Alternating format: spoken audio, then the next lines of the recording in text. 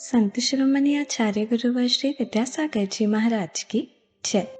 और हम योग प्रणेता मुनि श्री 108 प्रणम्य सागर जी महाराज की जय। ओम अरहम नमः। श्री तत्वात् सूत्र के दूसरे अध्याय की कक्षा में आप सभी का स्वागत है। तो चलिए अब हम पूछे मुनि श्री से आज की कक्षा का श्रवण कर अपना मोक्ष मार्ग प्रशस्त करते हैं। मोक्ष मार्गस्य नेतारं भेत्तारं कर्मभूरतां ज्ञातारं विश्वतत्त्वानां वन्दे तद्गुणलब्धये। चक्षु दर्शन में, अचक्षु दर्शन में, अवधि दर्शन में भी क्षयोपसम भाव रहता है, क्योंकि क्षयोपसम भाव का मतलब हो गया कुछ तो हमें दिखने लगा और सब कुछ नहीं दिख रहा, लेकिन कुछ तो दिखने लगा।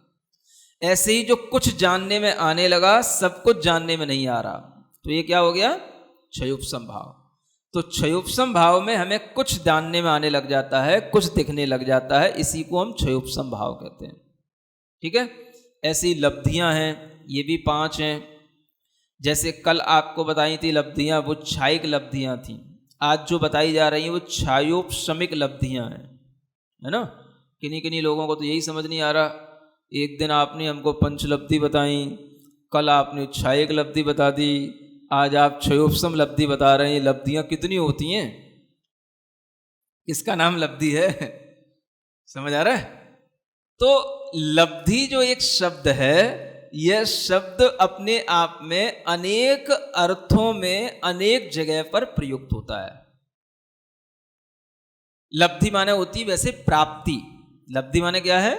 प्राप्ति। अब ये लब्धि शब्द अलग अलग जगहों पर अलग अलग तरह से इसका उपयोग किया जाता है। 5 लब्धियां बताई थी, वो अलग चीज है। वो सम्यक दर्शन होने से पहले आपके पास में 5 तरह के ये अचीवमेंट चाहिए, तब आप सम्यक दर्शन प्राप्त कर पाएंगे। आपके पास में ये 5 तरह की प्राप्तियां होनी चाहिए, इसलिए उनका नाम पंचलब्धि है, वो अलग है। समझ आ रहा है? क्षयिक लब्धि बताई थी, कर्म के क्षय होने पर जो आत्मा में गुणों की प्राप्ति होती है उसका नाम लब्धि कहा गया, वो क्षयिक लब्धि के रूप में कहा गया। वो लब्धियां अलग हैं। और आज बताया जाना है क्षयोपशम लब्धि। समझ आ रहा है? तो कर्म का क्षयोपशम होने पर जो आत्मा में कुछ उपलब्धि होगी उसका नाम कहलाएगा क्षयोपशम लब्धि। समझ में आ गया? लब्धि का मतलब उपलब्धि, प्राप्ति। अब ये प्राप्ति अलग अलग प्रसंग पर अलग अलग तरह की होती हैं, तो इन्हें अलग अलग जानना। जो 5 लब्धियां थी वो अलग हैं, क्षयोपशम लब्धि अलग हैं, क्षयिक लब्धि अलग हैं। और फिर जब आप और आगे पढ़ोगे तब आपको और भी तरह की लब्धियां मिलेंगी। संयम लब्धि कहलाती हैं, संयमा संयम की लब्धियां कहलाती हैं। मतलब कि संयमा संयम या संयम भी एक प्रकार का नहीं होता, तो वो जितने प्रकार का उसमें वृद्धि होती चली जाती है वो उतने उसके स्थान बन जाते हैं। उन्हें बोलते हैं संयम लब्धि स्थान या संयमा संयम के लब्धि स्थान, है ना। तो लब्धि का मतलब हो गया किसी भी चीज की प्राप्ति करना, और वो प्राप्ति अलग अलग जगहों पर अलग अलग प्रसंग में अलग अलग विवक्षा से जानना चाहिए। आगे समझ में? हाँ तो बोलो, आ गया? तो क्षयोपशम लब्धि का मतलब क्या हो गया? हमारे अंदर अंतराय कर्म का क्षयोपशम होने पर जो हमें उपलब्धियां हो रही हैं उसका नाम यहां पर क्षयोपशम लब्धि है। मान लो हमें किसी भी तरीके की उपलब्धियां हैं कि नहीं, यहां पर लब्धियों से संबंध जोड़ा जाएगा अंतराय कर्म के साथ में। अंतराय कर्म के अंतराय कर्म 5 प्रकार के: दान, लाभ, भोग, उपभोग और वीर। इन 5 अंतराय कर्मों का क्षयोपशम होने पर जो हमें कुछ प्रकट हो रहा है, जो हमारे अंदर कुछ दान की शक्ति आ गई, कुछ हमें लाभ लेने की शक्ति आ गई, कुछ भोग करने की शक्ति आ गई, उपभोग करने की शक्ति आ गई, और वीर का मतलब जो हमारे अंदर उत्साह आ गया, ये हमारे अंदर की 5 लब्धियां हैं जिनसे कि हम अपना कुछ काम कर पाते हैं। इन्हें बोलते हैं क्षयोपशम लब्धि। क्षयोपशम इसलिए क्योंकि किसी में ये सब चीजें कम हैं, किसी में ज्यादा हैं। तो जितना हमारे अंदर क्षयोपशम हो गया उतना तो हमारे अंदर ये आत्मा के गुण प्रकट हो गए, और जिसमें नहीं हुआ तो उसमें वो प्रकट नहीं हो रहे। समझ आया? तो ये सब क्षयोपशम से ही चलता है। दानांतराय कर्म के क्षयोपशम होने पर ही आप दान दे सकोगे, अन्यथा आप सोचते तो रहोगे लेकिन दे नहीं पाओगे, है ना? आप सोचो नहीं ये तो कभी हो ही नहीं सकता, दानांतराय कर्म का तो हमारे लिए कभी उदय होता ही नहीं। देख लो, अगर आप मुनि महाराज को दान देने के लिए तत्पर हुए तो आप सोच रहे हो कि हम उनको दे पा रहे हैं। ये तब दे पा रहे हैं जब आपके दानांतराय कर्म का क्षयोपशम है, और अगर वो क्षयोपशम नहीं होगा तो आप दे नहीं पाओगे। देते समय ही आपके लिए कोई ना कोई बीच में व्यवधान आ जाएगा, अंतराय आ जाएगा, अगर आप में दानांतराय कर्म का क्षयोपशम आपके आत्मा में नहीं है तो। समझ में आ रहा है? हाँ। तो जब हमें कोई चीज आसानी से मिलती है तो हमें पता ही नहीं होता है, हम तो ये समझते हैं हाँ नहीं हमारे पास तो सब कुछ है, हम तो दे देते हैं, जब मन आए तब दे लेते हैं, जब नहीं मन आता तो नहीं दे देते हैं। समझ आ रहा है? तो ये देखो कि आपका जब मन आता है और आप उस प्रक्रिया को पूरा कर लेते हो तो अब आपके दिमाग में ये ज्ञान आ जाना चाहिए हमारे दानांतराय कर्म के क्षयोपशम के कारण से ये प्रक्रिया पूरी हो पाई। अगर दानांतराय कर्म का क्षयोपशम कम होगा तो आपके लिए दान देने का भाव भी कम होएगा, और तीव्र उदय होएगा या उसमें क्षयोपशम में और ज्यादा कमी आ जाएगी तो आप बिल्कुल भी देने का भाव नहीं करोगे। समझ आ रहा है? आप देख लो, अलग अलग लोगों में दान देने के अलग अलग तरह के भाव होते हैं। ये उनके अपने अंतराय कर्म के इस क्षयोपशम की कम बेशी के कारण से होते हैं। लाभांतराय कर्म का क्षयोपशम होना चाहिए, तब आपको किसी चीज का लाभ मिलता है। लाभ का मतलब कोई भी चीज का अगर हम लाभ ले रहे हैं, लाभ मिल रहा है, तो हमारे लाभांतराय कर्म का क्षयोपशम है। अगर ये अंतराय कर्म का क्षयोपशम न हो तो सामने वाली कोई भी वस्तु जिसका हम लाभ लेना चाहते हैं वो हमारे लिए सामने होकर के भी हमारे लिए नहीं आ पाएगी, अगर उस कर्म का क्षयोपशम नहीं है तो। समझ आ रहा है?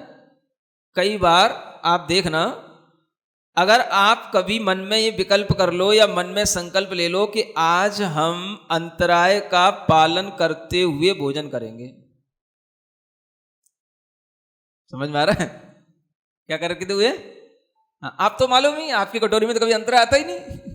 ठीक है ना? वो आता इसलिए नहीं क्योंकि आपको करना ही नहीं। आप नियम ले लो कि आज हम जीव का अंतराय आएगा तो हम आहार नहीं करेंगे, या बाल का अंतराय आएगा तो हम आहार नहीं करेंगे। आता ही नहीं तो नियम ले लो, फिर देखो आप। समझ आ रहा है? तो जब आपके अंदर इस तरह का नियम होगा तभी उस कर्म का उदय आपकी परीक्षा के लिए आएगा, और जब नियम नहीं होगा तो फिर आपके लिए कुछ है ही नहीं है। समझ आ रहा है? वो फिर एक साथ कभी लाभ का अभाव तब होएगा जब आप किसी चीज का लाभ लेने के फिर योग्य ही ना रहें, तब लाभांतराय कर्म का क्षयोपशम बिल्कुल मंद हो जाएगा। है ना? हम चाह रहे हैं कि ये वस्तु खा लें लेकिन नहीं खा सकते क्योंकि डॉक्टर ने मना किया है। डॉक्टर तो मना करने वाला बाद में है, पहले आपका लाभांतराय कर्म का तीव्र उदय आ गया, क्षयोपशम कम हो गया, इसलिए अब आप उसको लेने के योग्य न रहे, तब डॉक्टर ने मना किया, वो बाद में है डॉक्टर तो। समझ आ रहा है? ऐसे इन कर्मों के फल से ही हमें सब कुछ मिलता है। कोई भी तरीके का लाभ, आप उपदेश का लाभ ले पाते हैं, सानिध्य का लाभ ले पाते हैं, आहार दान में भी आप जैसा चाहें वैसा अपने लिए लाभ ले पाते हैं। ये सभी लाभांतराय कर्म के क्षयोपशम अगर आपके अंदर हैं तो लाभ मिलता जाएगा, और क्षयोपशम नहीं होगा सुन रहे हो? क्या हो जाता है, एकदम से कुछ भी हो जाता है। देखो वो दादाजी यहाँ मन संचालन करते थे और एक दिन अपने आप कहीं कुछ हुआ उनको और आज तक नहीं दिखे वो। समझ आ रहा है? और उससे पहले आ रहे थे, किसी को पता था कि ऐसा कुछ हो जाएगा? तो ऐसा होता है। तो जब तक हमारे लिए वो तो ऐसा है, जैसे मान लो हमारे पास पैसा है, समझ आ रहा है? तो पैसा है तो कभी हम ये सोचते हैं कि हम ये पैसे से भोजन हमारे लिए आ रहा है। एक छोटी सी थिंकिंग वाली बात है। कभी हम ये सोचते हैं कि पैसे के कारण से भोजन हमारे लिए आ रहा है? हमें तो कभी लगता ही नहीं। पैसा है तो वो तो भोजन पानी ये तो सब चलता ही रहता है, लेकिन कोई भी भोजन पानी बिना पैसे के तो नहीं होता। समझ आ रहा है? ऐसे ही भीतर हमारे कर्मों के जो लब्धियां हैं, उपलब्धियां हमको मिली हैं हमारे अंदर, हमारे पुण्य से, तो हमको वो चीजें मिलती जाती हैं, तो हमें लगता ही नहीं है कि इन चीजों का कोई महत्व इसलिए है कि ये हमारे कर्म के क्षयोपशम के कारण से हम इनको ले पा रहे हैं। जबकि बिना कर्म के क्षयोपशम के कारण हुए बिना आपको कुछ भी लाभ नहीं मिलने वाला, आपको कुछ भी दान नहीं होने वाला, भोग उपभोग कुछ नहीं होने वाला। और ये सब जो हम कर पा रहे हैं, ये सब हमारे भीतर कर्मों के फल के कारण से है। ठीक है ना? तो ये सब क्षयोपशम लब्धियां हैं, ये हर जीवों में होती हैं। एक इंद्रिय जीव भी होगा तो उसमें भी होंगी। अंतराय कर्म का क्षयोपशम थोड़ा सा हर जीव में रहेगा, और ज्ञानावरणी कर्म का क्षयोपशम भी थोड़ा सा हर जीव में रहेगा। ये ऐसी चीजें हैं, इनका अगर पूर्ण उदय हो जाए तो जीव की अस्तित्व ही समाप्त हो जाएगा। तो कोई भी ऐसा जीव नहीं जिसमें ज्ञान का कुछ अंश प्रकट ना हो। इसलिए वो ज्ञान क्षयोपशम ज्ञान बिल्कुल लास्ट स्टेज पर भी होगा तो भी वो कुछ थोड़ा सा रहेगा जो एक इंद्रिय जीव में दिखाई देगा। इसी तरीके से अंतराय कर्म के साथ होता है। तो ये लब्धियां कहीं गई हैं। अब लब्धियों का मतलब समझ में आ गया? देखा जाए तो भीतरी यही हमारी उपलब्धियां हैं जिनसे हम भोग उपभोग कुछ कर पा रहे हैं, है ना? वीर्य अंतराय कर्म का क्षयोपशम होने पर ही किसी काम को करने का उत्साह पैदा होता है। नहीं तो क्या होता है, हम ऐसा करेंगे, हम ऐसा करेंगे, हम ऐसा करेंगे, और बस जैसे ही करने के लिए तैयार हुए, अरे हमसे नहीं होएगा, हमसे नहीं होएगा। ये क्या हो गया? वीर्य अंतराय कर्म का क्षयोपशम नहीं था, इसलिए उत्साह तो हुआ लेकिन उत्साहित हो नहीं पाए। समझ आ रहा है? तो कोई भी काम करने के लिए उत्साह चाहिए, शक्ति चाहिए, वो वीर्यांतराय कर्म के क्षयोपशम से आती है। आप तत्वार सूत्र जैसा कठिन विषय सुन रहे हो, है ना? शक्ति लगानी पड़ती है इसको भी सुनने में, जानने में। देशघाती स्पर्धक, सर्वघाती स्पर्धक थोड़ी देर और चलाता रहता ना तो आप कहते जय जिनेंद्र। समझ आ रहा है? इसलिए थोड़ा सा हमें चेंज करना पड़ा।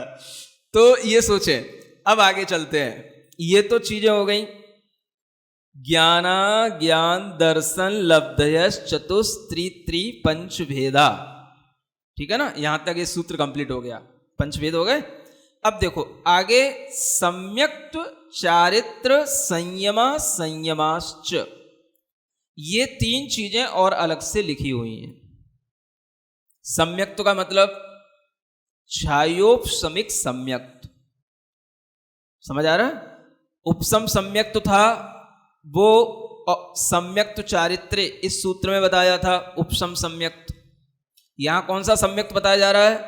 छायोपशमिक सम्यक्त्व। समझ आ रहा है? और जो छायक सम्यक्त्व था वो कहां बताया गया? वो उससे पहले छायक भाव वाले सूत्र में बताया गया। तो हर चीज क्रम से जब आएगी तभी आपके लिए जानने को मिलेगी। तो ये क्षयोपशम सम्यक्त्व जो है, ये कौन सा भाव है? ये क्षयोपशम भाव है। वर्तमान में यह क्षयोपशम सम्यक्त्व आपके लिए रह सकता है, हो सकता है, और यह क्षयोपशम भाव किसी को भी हो सकता है। और यही वो सम्यक दर्शन है जो लंबे समय तक, जीवन पर्यंत तक भी रह सकता है, अगले जन्म में भी हमारे साथ जाता है। इसका नाम है क्षयोपशम सम्यक दर्शन। देखो कितनी बड़ी चीज है कि जन्म तो हम सबका मिथ्यात्व के साथ हुआ, लेकिन मरण के समय पर हम सम्यक दर्शन को अपने साथ लेकर के दूसरी गति में जा सकते हैं। समझ आ रहा है? सम्यक दर्शन हमारे लिए टू कैरी ऑन, समझ आ रहा है, इन अदर गति, क्या समझ आ रहा है, दूसरी गति में सम्यक दर्शन को हम ले जा सकते हैं और कोई चीज नहीं ले जा सकते हैं। कितनी बड़ी उपलब्धि है ये देखा जाए तो। लेके तो हम कुछ नहीं आए थे, मिथ्यात्व के साथ ही आए। ये कन्फर्म है कि जिसका भी पंचम काल में जन्म होगा मिथ्यात्व के साथ हुआ, समझ आ रहा है। अब ये हमारा पुरुषार्थ कि हमने उस मिथ्यात्व को छोड़ा और अब हम यहां से अगली गति में जब जाएंगे तो सम्यक दर्शन को लेकर के जाएंगे। ये कितनी बड़ी चीज है। यही जाएगी बस चीज साथ में, और कुछ नहीं जाएगा, बाकी सब यहीं पे रहेगा आपका, समझ आ रहा है। बाकी सब यहीं रहेगा, आपका शरीर भी यहीं छूट जाएगा, कुछ नहीं जाएगा। सम्यक दर्शन आपके साथ जाएगा, सम्यक चारित्र भी नहीं जाएगा, समझ आ रहा है ना। चारित्र साथ में नहीं जाता, कुछ नहीं जाएगा। जितना पढ़ लिख रहे हो ज्ञान व्यान कुछ नहीं साथ में जाएगा, क्या जाएगा, केवल सम्यक दर्शन जाएगा साथ में, समझ में आ रहा है। तो ये कौन सा सम्यक दर्शन है, क्षयोपशम सम्यक दर्शन, ठीक है ना। ऐसे ही आगे कहा जा रहा है सम्यक चारित्र का मतलब होता है क्षयोपशम चारित्र। जो भी संयम लिया जाता है, जिसको हम बोलते हैं छठवें सातवें गुण स्थान का चारित्र, जो सामायिक आदि चारित्र के भेद से 5 प्रकार का आगे बताया जाएगा, वह चारित्र जो मुनि महाराज के पास होता है उसको भी क्षयोपशम भाव कहा गया है, वो भी क्षयोपशम चारित्र होता है, ठीक है ना। और फिर होता है संयमा संयम, यानी ये देश व्रत हो गए। जो गृहस्थ सम्यक दर्शन के साथ 12 व्रतों का या उससे भी अधिक प्रतिमाओं का पालन करते हैं तो उन्हें संयमा संयमी कहा जाता है। उनका वह चारित्र भी क्षयोपशम भाव ही है, समझ में आया। तो ये कौन से भाव हैं, सम्यक दर्शन के, चारित्र के, संयमा संयम के, ये सब भाव क्षयोपशम भाव कहलाते हैं, ठीक है ना। उपशम चारित्र तो अभी होने का नहीं, क्षायक चारित्र अभी होने का नहीं। अभी क्या होएगा, अगर आप पुरुषार्थ करेंगे तो आपके लिए संयमा संयम होएगा या संयम होएगा, तो वह भी क्षयोपशम भाव में ही आएगा, क्योंकि वो चारित्र मौनी कर्म के क्षयोपशम से आपके अंदर उत्पन्न होएगा। नहीं हो रहा है तो चारित्र मौनी कर्म का तीव्र उदय चल रहा है, इसलिए वो क्या हो रहा है, संयम भाव नहीं आ रहा है।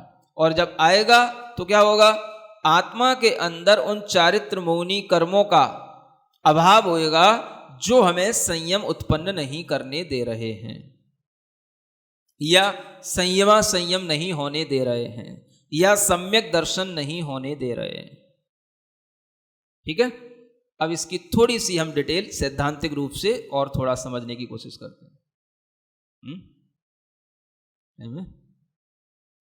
एक सम्यक्त को समझने की कोशिश करते हैं।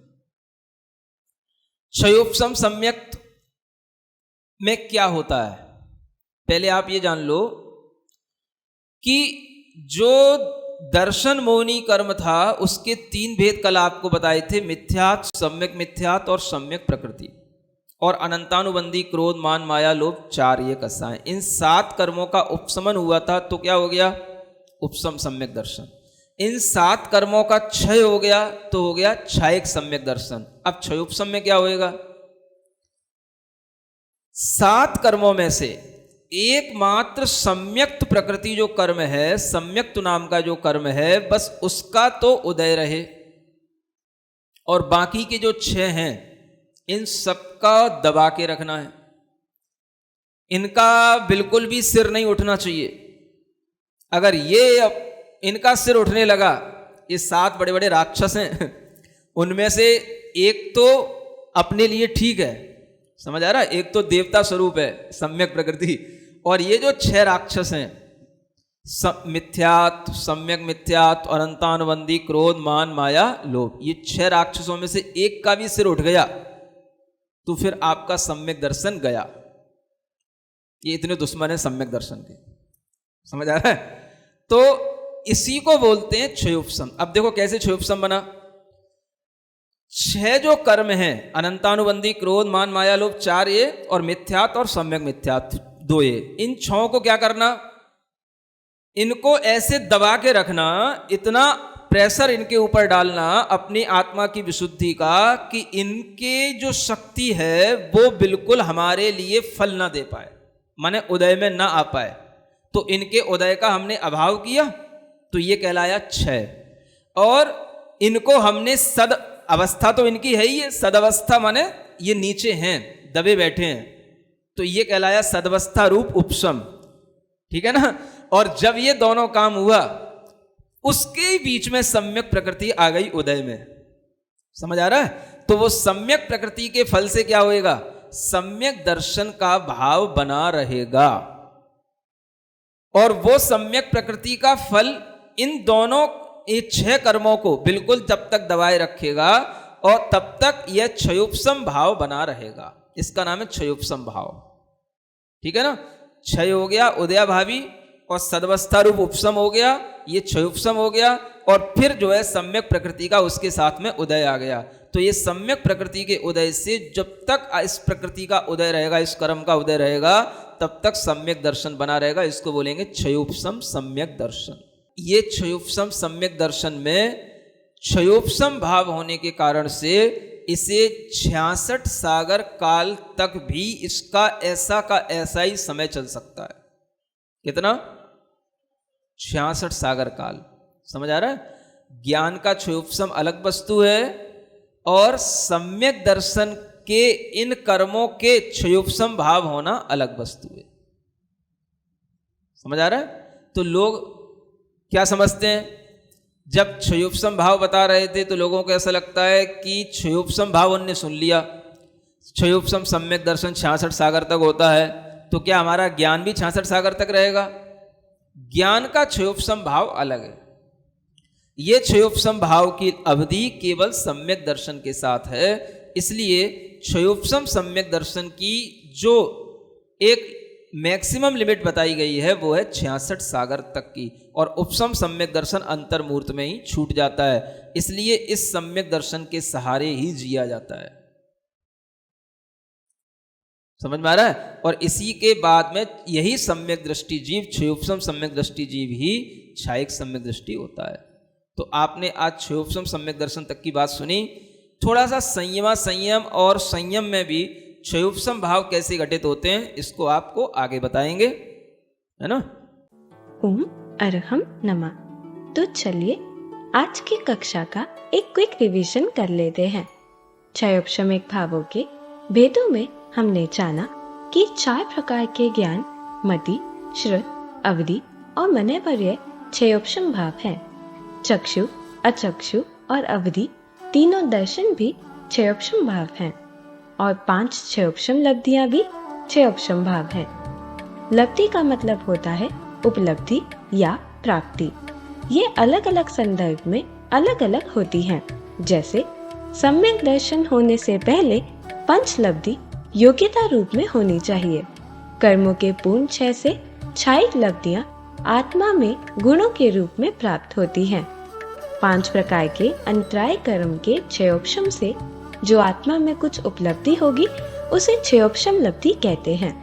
जैसे दानांतराय कर्म के क्षयोपशम से दान करने की शक्ति आना, लाभांतराय कर्म के क्षयोपशम से लाभ लेने की शक्ति आना, भोगांतराय के क्षयोपशम से भोग करने की शक्ति आना, उपभोगांतराय के क्षयोपशम से उपभोग करने की शक्ति आना और वीर्यांतराय कर्म के क्षयोपशम से हमारे अंदर उत्साह आना। इसी प्रकार संयम और संयम असंयम की वृद्धि को नापने के लिए उनके स्थान होते हैं, जिन्हें संयम लब्धि स्थान या संयम असंयम लब्धि स्थान कहते हैं।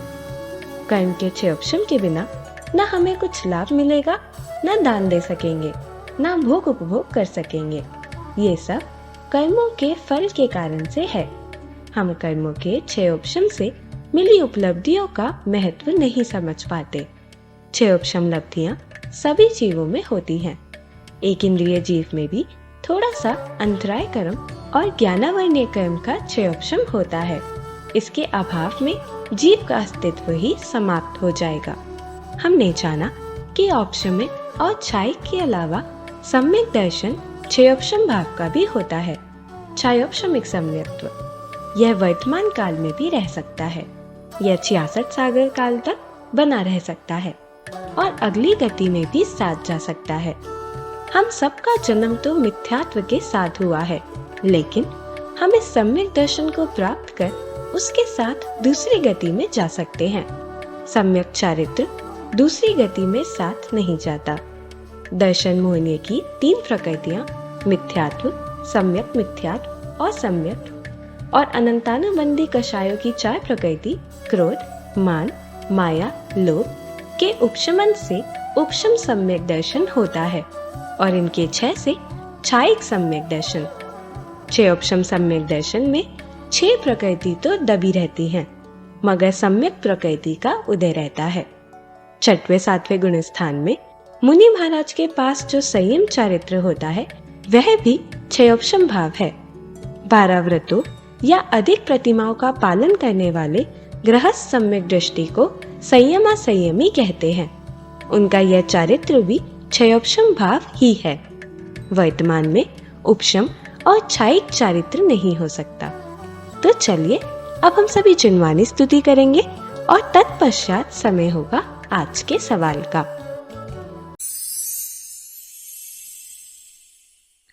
श्री जिणवाणी जग कल्याणी जग जन मदतम मोहरी जनमण हारी गढ़हर हारी जम जरा भव रोग हरि तिथ्य राणम दिव्य झुणिम जो पढ़ई सुणई मय्ये धारई राणम सौख मणंतम धर्य सासद मोक्ष पदम पावई सासद मोक्ष पदम पावई।